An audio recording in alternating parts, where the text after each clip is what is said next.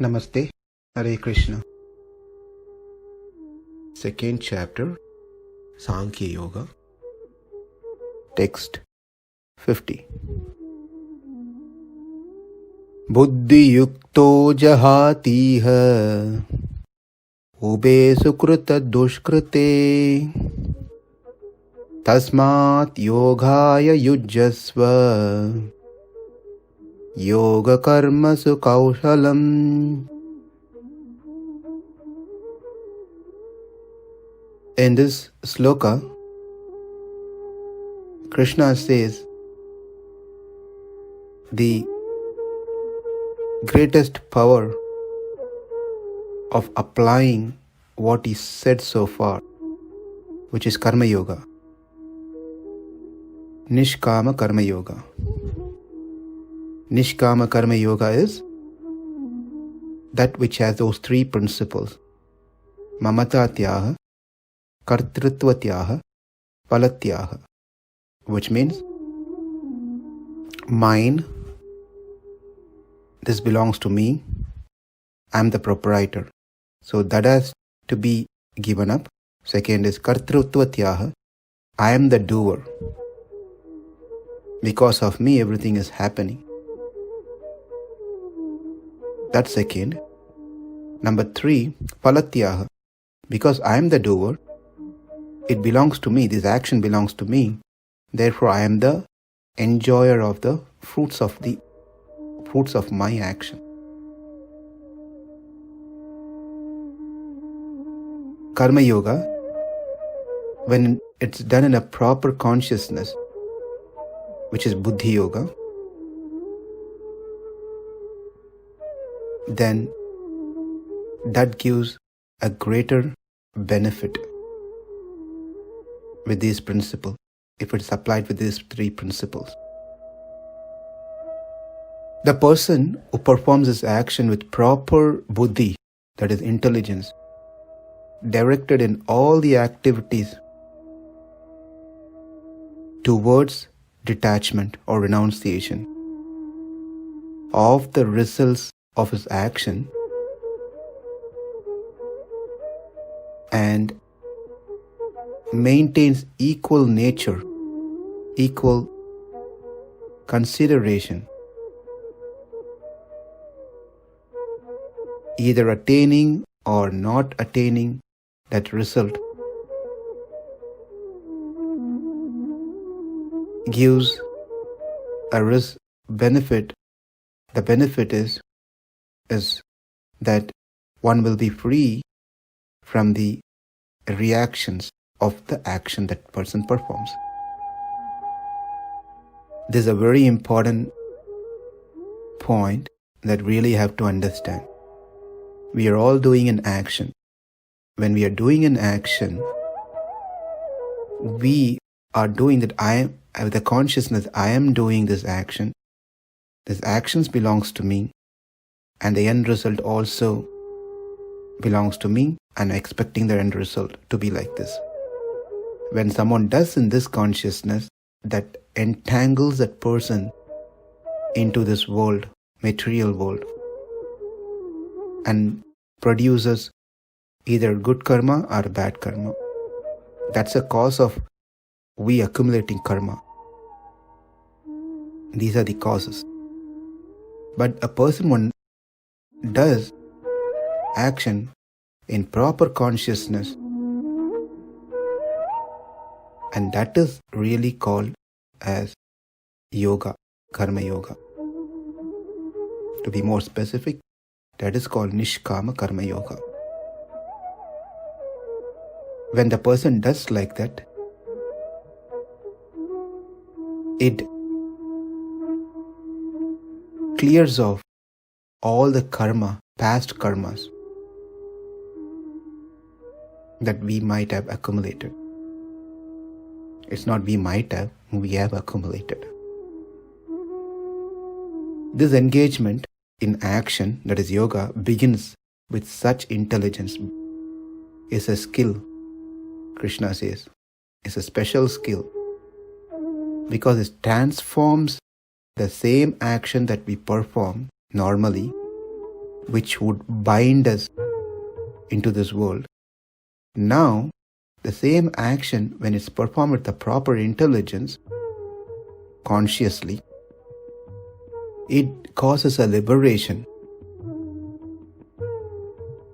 The only difference is, before the action is performed without intelligence or without consciousness, proper consciousness, now the action is performed with consciousness. So the key is conscious living for success in spirituality. Very important. We live consciously. We watch our thoughts, we watch our words, we watch our actions. Why am I doing this? The question is, why am I doing this? That's the first question we have to ask for the action that we are performing. The answer is for my own purification, number one. Number two, it pleases the Lord. Number three, it helps me to attain the spiritual world.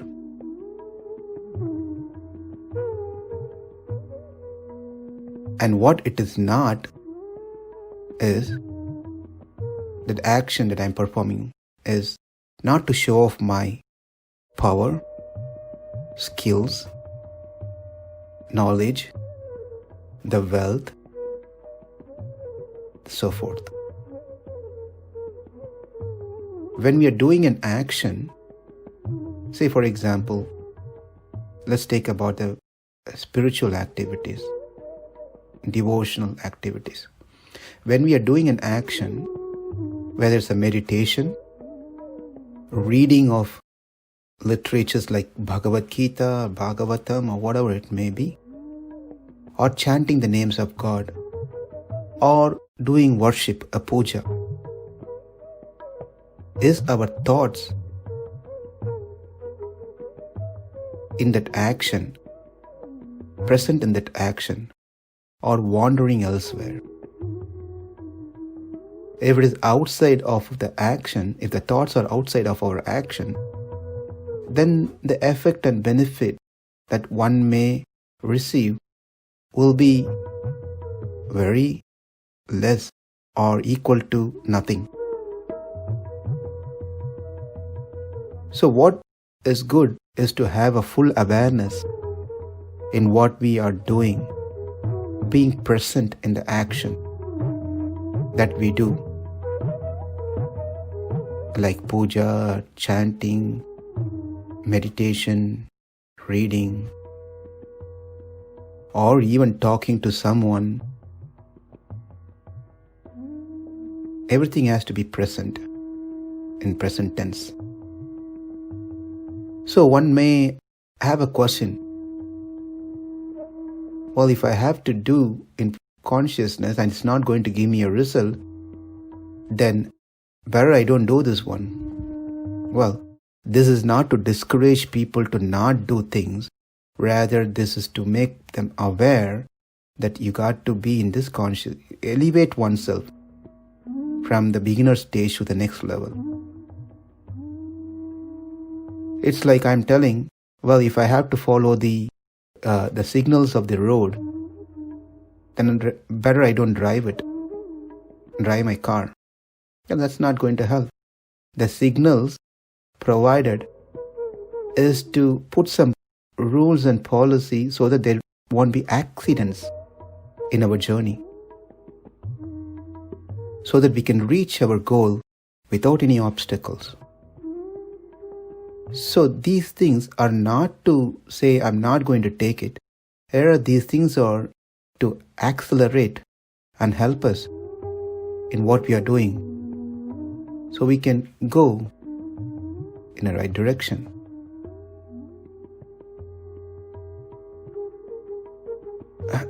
And it is sure enough, we all know that this is not an easy exercise to do, that all action that I'm doing, when I'm taking and chanting that's when so many things comes into my thoughts. When I'm doing puja, that's when many things I remember that I have to do, catch up with my days. Krishna knows that this is not an easy program that he's giving. But here Krishna says, if you practice and become master of conscious living, guess what? The benefit of that is amazing. You can't even imagine what the benefit that one will be getting. So the thing is, what is the benefit I'm going to get? The benefit is all your past karmas will go away. All punya and papa karmas, that is good karma and bad karma, everything will be wiped off. So one might think, what? I understand the bad karmas, one does not want bad karmas. Why one should get rid of the good karmas? Well, the answer is both good and bad. Both are obstacles for one who wants to enter the spiritual world, Vaikuntha or Goloka. Since in time immemorial, each one of us have accumulated unlimited karmas because of our good action and bad action. Liberation means one has to be from karma. To finish these karma, it's not an easy program. It takes many lifetimes. And while we are doing this clearance program, at the same time we are doing an action, and that's going to accumulate further karmas. Therefore, Krishna is advising here, I have a nice option for you. By doing this one, your past karma will be finished, and also you will not accumulate future karmas. Therefore, Krishna instructs here to all of us to be conscious, so we don't need to become victimized by our action and get reactions. Buddhi-yukto jahātīha ubhe sukṛta-duṣkṛte tasmād yogāya yujyasva karmasu kauśalam. Namaste. Hare Krishna.